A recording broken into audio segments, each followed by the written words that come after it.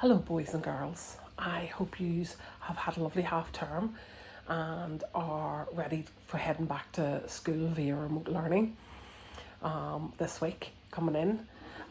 This week's story follows on from last week's story of the story of David. Last week you learnt about how David went into battle with no fear because he knew that God was with him. And this week we're going to be learning all about David and his best friend. So it's really a story about friendship.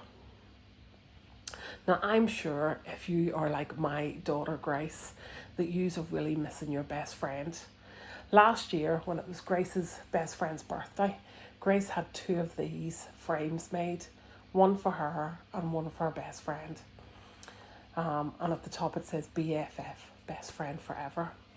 And I'm sure at the moment that you are really missing your best friends and your classmates and your sports teams and everything else. And like Grace, you're looking forward to when you are going to be able to go back to school and see all those people again. And today's story is about, as I said, is about David and his best friend. And I just want you to think about what would you do for your best friend. You know, would you have them over to your home to play whenever you're able to after lockdown ceases? Would you help them with their homework if they get stuck with something? Do you play games online with them? Are you kind to them if other people are mean to them or if they're upset about something? There's probably lots of things that you would do for your best friend. And in this story today, it shows how Jonathan put his life at risk to help his friend David. But before I get to that, I want to take you back to last week's story where it was all about David and Goliath. Now, after David defeated Goliath, you would think that Saul would be over the moon, that he'd be really, really happy with David. And he probably was to begin with, but very, very quickly, he became very jealous of the attention that David got. Everywhere that David went, people were cheering him and clapping him, and they thought he was wonderful. And this made Saul very, very jealous. And Saul didn't want David to be around anymore. But Saul's son, Jonathan, was David's best friend.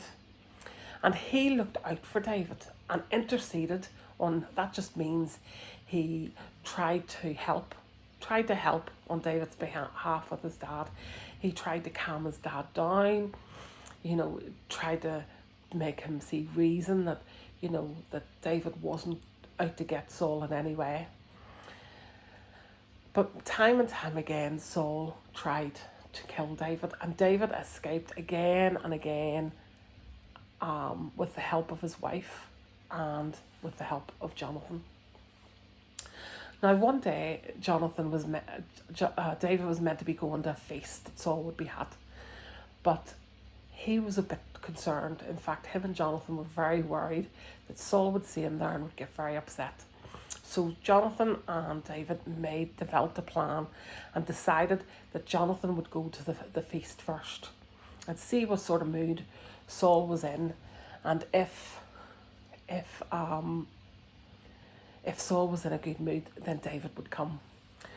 So Jonathan went to the feast, but Saul was so outraged because he knew that Jonathan had helped David many times. He was so angry. He was nearly tried to kill Jonathan, his own son, because of the fact that he'd helped David. So Jonathan quickly left the palace and he went and he found David and he said to David, "No, Saul is really, really angry. You can't come to the feast because Saul is out to kill you." Now, it says that in the Bible, there's no greater love a man can show than to lay down his life for that of his friend. Is that the sort of friendship that you have with your best friends? It was certainly the type of friendship that David and Jonathan had. They were such close friends that Jonathan was prepared to put himself in danger, in peril, which is another word for danger, to help David. Jesus shows us even greater love. Jesus laid down his life on the cross for his friends and for his enemies, for everyone who knows him and loves him, and for the people who don't know him and love him, for those who rejected him, and for us who love him. And he did that before we even knew of him, before we were born. Even our greatest love for our friends would never ever match to the love that Jesus has for us. Jesus' love is such a great, special love, and it is so different to any other love that we'll ever see. He gave everything that he had for us so that we could be saved and so that we would have a chance to go to heaven and live with God. I'd like you to try and remember that as you go around and through your life this week, about how much God loved us. Megan's going to be doing a memory verse with you, which goes with the story as to when we were sinners, Christ died for us. It's a memory verse out of Romans. And that's what we are. We are sinners, and Christ came down into this world, and he lived in this world, and he died that we could be saved. I hope you've enjoyed today's story, and I hope to see you soon. Enjoy school this week and have a fabulous week. Bye. Hi, I'm Megan, and I'll be doing the memory verse for us this week. So this verse is from the book of Romans, and we're just going to start off by reading through it a couple of times so it's really into our heads before we start making it a bit more difficult. So after 3, 1, 2, 3. While we were still sinners, Christ died for us. Romans chapter 5, verse 8. So we're just going to read through it one more time before we start taking some words out. So after 3, 1, 2, 3. While we were still sinners, Christ died for us. Romans chapter 5, verse 8. So now I've made it a little bit more difficult and I've taken some of the words out of it. So we're going to try and read it again. So after 3, 1, 2, 3. While we were still sinners, Christ died for us. Romans chapter 5, verse 8. So now it's even harder this time, and we're going to see if you can all remember it. So after 3, 1, 2, 3.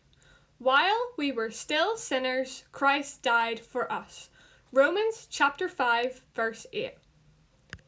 So this time we're going to scream it as loud as we can. So after 3, 1, 2, 3. While we were still sinners, Christ died for us. Romans chapter 5, verse 8. So now we're going to see who can do it better between the boys and the girls.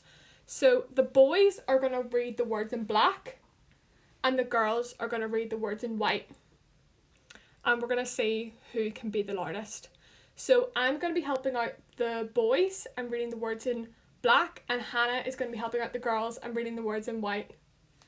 So after 3, 1, 2, 3.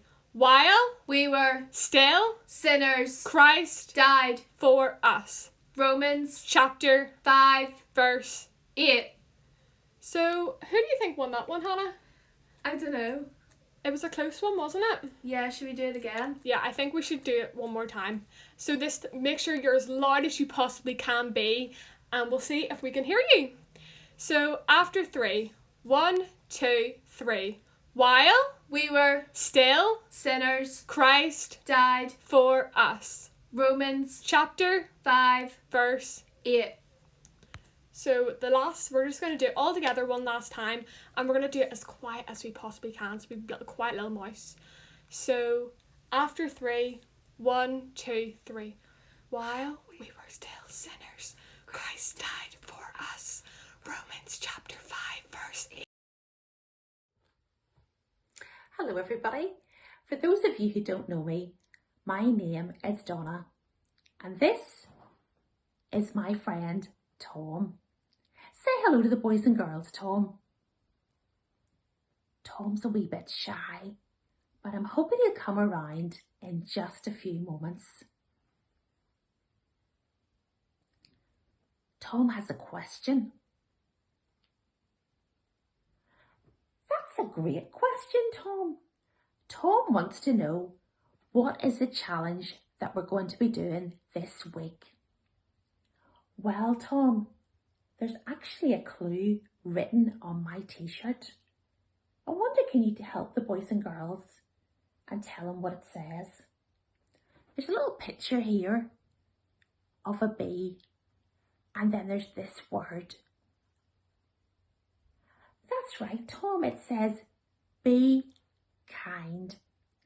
And that's the challenge that we're going to do this week. I would love for you all to be kind to everyone this week. Quite often we are selfish.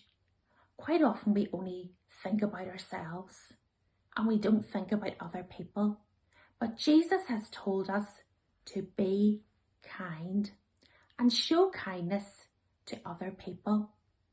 Kindness is one of the fruit of the Spirit that we have been thinking about over the last number of weeks. I wonder, could you think of some things that you could do to show kindness? Wow, Tom, that's a great idea. Tom has said that he's going to wash my car. Tom, that is so kind.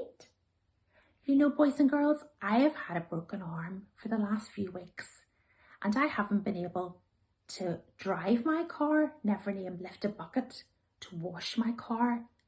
Tom, that is so kind and would make me really, really happy. Tom has another idea. Oh, Tom, that's a lovely idea too. Tom says he would like to send a card to his teacher to say thank you for everything she has done for him. Boys and girls, maybe you would like to do that. Tom has been busy at home doing his schoolwork every day and working really hard, as I'm sure you have too. And it would be a lovely idea to send a little thank you to your teacher to thank them for everything they have done for you. I'm sure there's lots of things that you could think of, whether they're tiny things like maybe just smiling at everybody that you see this week. That would make them happy and put a smile on their face too. Or maybe something like tidying your room before your mummy or daddy have to ask you. I'm sure that would make them really happy. Or perhaps you know somebody who's living on their own and is feeling a wee bit lonely. Maybe a member of your family, maybe your granny or granda are missing you. You could send them a little card or a drawing and they would just love that. That would be really kind of you and would just make them really happy. Wonder, could you ask your mum or your dad to take some photos of some of the acts of kindness that you do this week? I would love to see them and then we can share them with our church family. Can you do that? I can't wait to see them. Bye.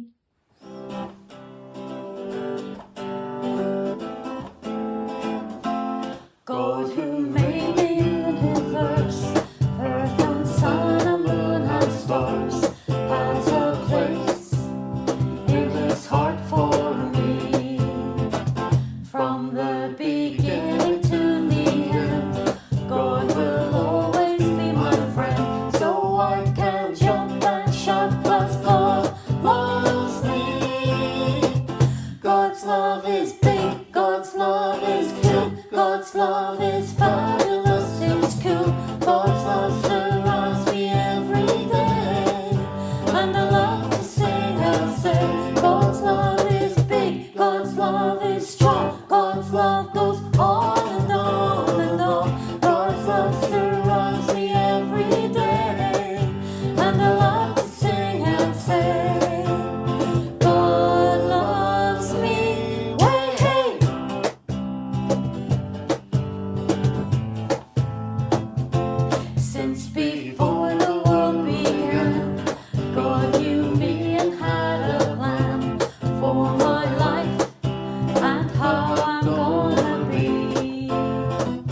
He sent Jesus to be my friend, to show his love will never end. So I can jump and shout 'cause God loves me. God's love is big, God's love is good, God's love is fabulous, it's cool. God's love surrounds me every day, and I like to sing and say, God's love is big, God's love is strong, God's love goes on and on and on.